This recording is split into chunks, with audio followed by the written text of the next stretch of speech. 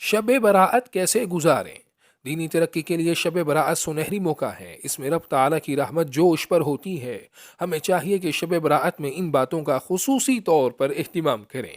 Number 1، نماز عشاء اور فجر با جماعت ادا کریں۔ نمبر 2، اگر ہمارے ذمے قضا نمازیں باقی ہیں تو ان کی ادائیگی کا اہتمام کریں۔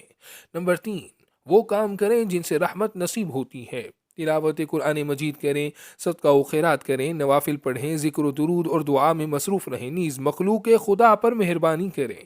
نمبر 4، اپنے گناہوں پر شرمندہ ہو کر سچی توبہ کریں اور اپنے اندر مثبت تبدیلی کی کوشش کریں۔ گناہوں کے نتائج پر غور کرنے، اللہ رب العالمین کی رحمتوں پر نظر ڈالنے اور اپنی موت کو یاد رکھنے سے جلد توبہ کی توفیق نصیب ہوتی ہے۔ نمبر 5، آتش بازی اور فحاشی سمیت گناہ کے تمام کاموں سے بچیں۔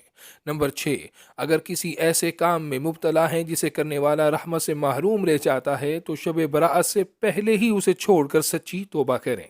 نمبر 7، اپنی قبر کو یاد کرنے اور ایصال ثواب کے لیے قبروں پر جائیں تو اچھی بات ہے۔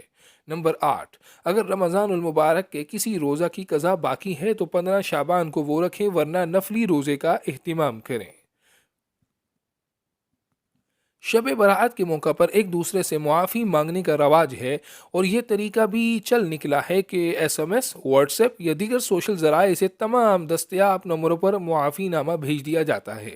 اس حوالے سے ذہن میں رہنا چاہیے کہ معافی مانگ لینا بہت اچھی بات ہے، اگرچہ میسج وغیرہ کے ذریعے ہی ہو، لیکن اس کا صحیح طریقہ یہ ہے کہ سب سے پہلے ان لوگوں کی فہرست بنائیے جن کے بارے میں معلوم ہے کہ مجھ سے ان کی حق تلفی ہوئی ہے، پھر ان سے رابطہ کر کے حق ادا کیجیے یا معافی کی درخواست کیجیے۔